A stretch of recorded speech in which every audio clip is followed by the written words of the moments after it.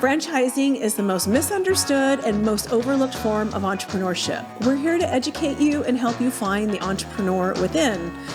Franchising is not all about the French fries. We find that individuals who are exploring business ownership tend to have a lot of misperceptions and misunderstandings about the franchise industry. So what we want to do is help prospective business owners make confident and educated decisions before moving forward or not moving forward with a business. Welcome to Unpredicted Entrepreneur. Hi, welcome to episode 19 of Unpredicted Entrepreneur. I'm Roxanne Rapske, and this is my colleague Sara Waskow. We created this podcast to provide education and information about all things entrepreneurship and franchising. Today, our guest is a commercial real estate broker. His name is Ruben Reynoso, and he is going to educate us a little bit about the commercial real estate process if you open a business that requires real estate. So Ruben, if you would kindly tell us a little bit about your company and yourself and your background, and then I'm sure Sara and I will have some questions for you. Absolutely. Well, thank you for having me, ladies. My name is Ruben Reynoso. I grew up in Dallas-Fort Worth, so I've been here for almost 25 years. My company is Tenant Real Estate Advisors, and started the company about 13 years ago with the sole purpose of assisting tenants, commercial real estate tenants, and buyers with the site selection process, procurement of retail space, medical space, and land acquisition. And so we're a commercial real estate firm, full service, but that specializes in the tenant buyer side. Which is interesting because most commercial real estate brokers work both sides. They represent the seller or the landlord, and they also represent the buyer side or the leasee side. So I think what you do is a little bit of a niche. I haven't met a lot of commercial real estate brokers that specifically focus on tenants. And I know there's a reason why you decided to go down that path. So can you kind of give me the path, your path that led you to focus just on the tenants? Sure. Yeah, so you're completely right. Most of the commercial real estate firms do offer the landlord and the tenant side. When I started my company, I noticed that there was a need for just tenant buyer representation. And so really the origin of it was started with my family. So my family wanted to open a restaurant business in South Lake about 13 years ago. And they couldn't find somebody that could assist them just on the site selection. And so they ended up going into a pretty bad lease that cost them money and other challenges. And so that experience made me realize that there's other entrepreneurs and other people that are franchising that need assistance with the lease negotiations, with building acquisitions. And so at that point, I just really focused on working on the tenant side. I had another question. Okay. So leasing isn't just about negotiating the financial piece of it. There's other things about a lease. So we have limited time today, so we're not going to go into all the details, but maybe kind of give our listeners an idea of some of the main topics or important parts of a lease that they might not know about if they've never looked at real estate before. I know there's the term of the lease, and if they're signing a franchise agreement, there's special things around that too. Because there's the term of the franchise agreement, and then the term of the lease has to match that. So maybe give us some highlights of the top talking points about negotiating a lease. Sure. Yeah, so you're completely right. Within a lease document, there are many material items that are going to be important throughout the lease term, and that really you have to mitigate the risk. And so several of the items that are of contention from the beginning are personal guarantee, meaning is you're going into a lease space, you're personally guaranteeing the term of the lease, the payment. And so that has monetary risk involved. And so we try to protect the tenant on the exposure there. And maybe if you're signing a 10-year lease, you're only guaranteeing a portion of it. There's things like an exclusive. For example, if you're opening a coffee shop, you want to make sure that there's not another coffee shop that's going to open in the same development. And so you negotiate what's called an exclusive. There are renewal options that will either be pre-negotiated, the price, or where you can set a cap on your renewal. So after your lease term expires, you know that you have an option to stay in the space at a certain rate or at a rate that's going to be capped. There's other things like, let me see what else could be of really value beyond the economics. A finish out allowance, which a finish out allowance is used to finish out the interior of a space. And so that is negotiated in conjunction with the rent. Those kind of go hand in hand. There's things like assignment of the lease. So again, exit strategy. If you want to leave the space or sell your business, how do you assign the lease to a new franchisee or a new owner where you have no liability? And so really there's so many things that go into the lease, and those are negotiated on what's called a letter of intent, which I prepare. It's usually 3 to 4 pages, and it includes all those items that I outlined and more. And so that's kind of the highlight, but there's just a whole lot of other items that as a tenant, you want to make sure that you have those protections up front. I'm curious, you mentioned that your family didn't have anybody to represent them and they got into what you defined as a bad lease. Can you expand on that a little bit and kind of help us understand maybe some of the things that really could have been better about their lease and what people can look out for and some of the mistakes to avoid, if you will? I think you just highlighted, some of those negotiating terms, but is there more, and were there some kind of key factors that were ahas for you when you decided to get into this business? Yeah, so absolutely. So one of the challenges with what we do, commercial real estate brokerage, is that there's really not a company, aside from mine, that focuses on the small business owners. So you see the big firms typically work with concepts like P.F. Chang, Starbucks, and so sometimes the small operators get left, put on the sideline, and they don't have representation, which is what happened to my family. So some of the things that ended up costing them a lot of money in that lease was, one, they didn't have a renewal option, and so and they had a franchise agreement in place. So when the initial lease term came up, the landlord had already found somebody else to take the space for more rent. So they were out of the space and lost really all the client following, all the money they had put into the finish out. Another item, there was no cap on the expenses. So in a lease, as a tenant, you pay for the maintenance of the property taxes, and things that the landlord passes on to the tenant. Well, if you don't cap the expenses to a certain extent, those things can increase dramatically every year. And so they kept on escalating because they didn't have a cap on the controllable expenses, and put their rent to like 30-40% higher than what they started off with. The exclusive was another thing. Somebody with the same business model opened in the same development across in a different building and impacted their business. And so those are just some of the highlights that you would think, okay, those are common sense, but as you're negotiating a 100-page lease document, sometimes you get overwhelmed and you forget to ask for these things, and there's a way to negotiate these items tactically with the landlord. And so in the end, it ended up costing them the space, additional monies, and many more things that I'm not going to kind of go into, but it was an expensive lesson, needless to say, because they didn't have representation on the tenant side.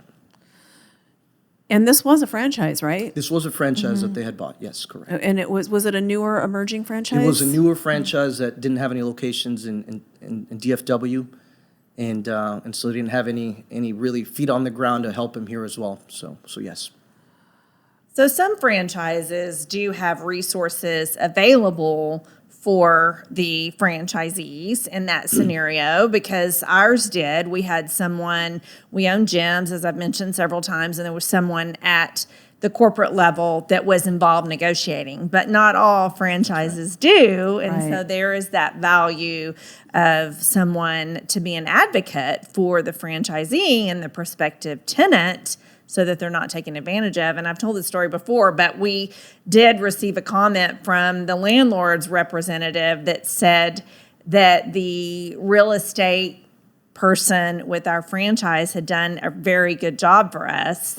And he even said that one of the other tenants in the building didn't get the same deal we did. Oh, wow. And that was very eye-opening for us. We were new franchisees. We didn't know. And when he first said, well, let me tell you something about your situation, we both got a little nervous, like, what's he going to say? And then he said, you had a very good person on your side, and other tenants didn't get the same. And so that was just an aha moment for us, and recognizing the value of somebody knowing what they're doing on the side of the tenant and the franchisee. Well, and for those listening, and a lot of the franchisors have a big company that they work with, like you mentioned, Ruben, but then they also have somebody local that they work with that's boots on the ground. So you've got this big umbrella real estate developer that works with them nationally, and then in all these different smaller cities, they have somebody with boots on the ground. And I know you've created that relationship with some franchisors. So tell us a little bit about that and how that came to be, because I think there was a need there too, right? And that's how you kind of fell into, that's one of the things you specialize in, right? Yeah, that's correct. So franchising is one of my passions. How I fell into that, I don't know. I started working with, my first client was or still is, a brand called Sweet and Sassy. It's a little girls salon. And so I met them when they were first franchising the business and helped them grow that brand nationally. And so at one time there was 40 stores nationwide. And so when I undertook that project, I realized that I really had a passion for helping emerging brands with their expansion locally and then nationwide with my contacts. But to your point, one of the things that a broker like myself brings is not only the negotiation knowledge, but also the market knowledge, the local DFW real estate market knowledge. What are the rental Right. rates? Where are spaces coming available before they go on the market? Things that maybe the franchisor sitting in a different state may not be aware of, or a broker that's a corporate broker may not have the same contacts and reach that somebody locally would. So I think going back to your original question, about the franchising, now I work with an umbrella of franchise brands that really, again, I start with when maybe they have 3 or 4 stores, help them grow to 100 stores at one time, and do that here from Dallas-Fort Worth, but with the context that I have nationwide. And I continue to take really pride and passion in helping those franchisees that maybe are doing their first store, and the franchisors that are learning about the franchising process. And so that's really the bread and butter of Tenant Real Estate Advisors. Wow. Well, and Sara and I always talk about the benefit of working with someone local because, we provide that same kind of service to our clients. We're local, we're boots on the ground, we're in the community. And when you work with somebody in another state or across the country, you don't really get that knowledge, right? We have people like you in our back pocket that can help our clients. So that's important to us. That's important to us for our clients. And I think all these relationships locally are very, very useful, for lack of a better word, for our clients. So you kind of mentioned the market and knowing what's going on ahead of time. I want to talk to you a little bit about that because, we've all kind of weathered this pandemic. And I know here in Texas, the pandemic wasn't as rough as it was on businesses as it was in some other states that were a lot more restrictive with the shutdown. So one of my questions for you when we were talking is, what happened with leasing and, because there's some businesses that went out of business, and just talk to us about what's happening right now in the market as far as the need or the want and even prices, what's happening with the cost of leasing. Yeah, so I think we live in a great state that is somewhat insulated from recession, and we saw that in 2007, 2008. Although there was an impact, it wasn't as severe as some of the other states like California, Arizona. And so COVID did have an effect on a lot of retail businesses, office tenants, and impacted our DFW market, but not as dramatically as I think in some of the other areas in the East Coast and West Coast. So what ended up happening when the pandemic started was that a lot of the businesses that were struggling before COVID, that was kind of the final nail in the coffin, and so you saw a lot of spaces go dark. However, during that time, a lot of new concepts emerged as well, and a lot of people that may have been let go from a corporate job started looking into franchising businesses and opening new businesses. So that created a absorption of the retail product that came available. So now we have very low vacancy in the Class A product, and I'm speaking about retail in particular. Class A product means it's a product that is in the upper demographic markets where maybe it's anchored by a strong anchor grocery store. So those type of centers did withstand the turnover and have absorbed the vacancies.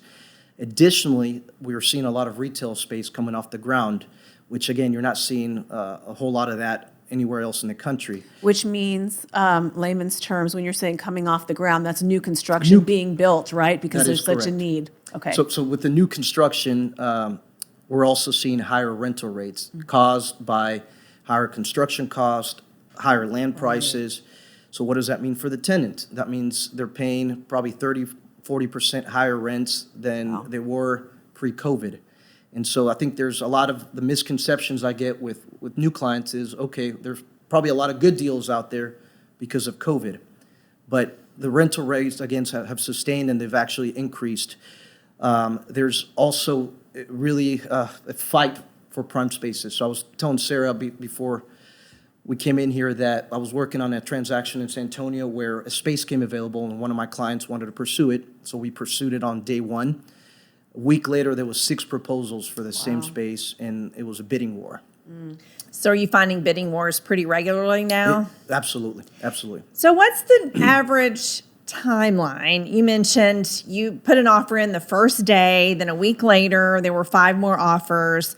How long does it generally take a landlord? And there may not be any generalities, but I'm just curious because our experience has been that they're not necessarily in the same mindset from a timeline as the landlord, as the tenant might be. So is there, and I've never really understood that. I always thought, why don't they want to get this space leased? Why does it take them a month to return an email or get back to you? Is that still the case? And kind of is there a standard timeline for somebody Right. putting in a letter of intent and then actually getting the space? Well, one of the frustrating things about our industry is that there is no standard timeline. And unfortunately, what you mentioned continues. And so some of these landlords are sitting on offers because they know that multiple offers are going to come in the longer they delay it. Or, there may not be a motivating factor. Some of these landlords may own the shopping center free and clear, or they have to answer to different committee levels. And so the process can take a elongated time, and there is no standard time. I've seen letters of intent take a month. I've seen letters of intent take 5 months to negotiate. And in some instances, once in a while, you get a motivated landlord that may turn it around in a week. So I tell new prospective tenants to be patient, to understand that the process may take 6 months to secure an ideal space, because along the way, you have to do several things. Not only negotiate the letter of intent, but you have to look at construction bids, you have to talk with the city, you have to negotiate a lease. And so I try to educate the tenants ahead of time and also recommend that you work more than one proposal, because maybe there's a landlord that is more motivated than another one, and you don't want to put all the eggs in one basket. So usually we go out to market, identify 5 or 6 properties that fit the criteria of the business, and then we submit multiple proposals that are negotiated concurrently. And so since these proposals are non-binding, you can sign them and not have to put any money down and not have any commitment until you get to the lease. And so that's another unique thing that my company does is we don't just focus on one property. We look at multiple properties and pursue multiple properties at one time to make sure that the tenant is getting the best deal out there. And for our listeners, we keep saying letter of intent or LOI. The letter of intent is the very first part of this process. It's before you actually look at the lease and sign the lease. So that's the first part, or the initial part of this process. we always tell our clients if there's different types of businesses and franchises, right? Some of them don't require this Class A or Class B or even C real estate that we're talking about here. So for those that do, we usually tell them, plan on spending, after you sign your franchise agreement, you sign on the dotted line. It could be 6 to 12 months before you get your business open. Yes, and that's frustrating because people have been busy and they've been researching and they made their decision. Okay, let's go. And then they have to sit there for potentially a year, if not more, and wait for all of that to be resolved and be ready. So I'm also curious, we've been talking about Class A, real estate, retail, some of those things. Are you seeing the same situations with industrial or some of the not prime, retail shopping center real estate? Is it the same scenario for everything? Yeah, it's a great question. So industrial is one of the sectors that was most protected during COVID. Yes. For obvious reasons. I mean, distribution was still needed.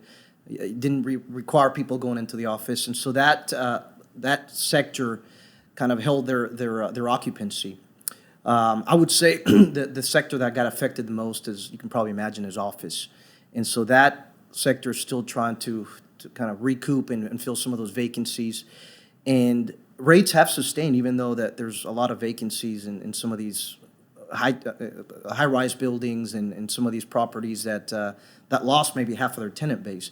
So the rates have remained. They may have other incentives to attract tenants, free rent and other things. But I would say, retail and industrial held pretty well.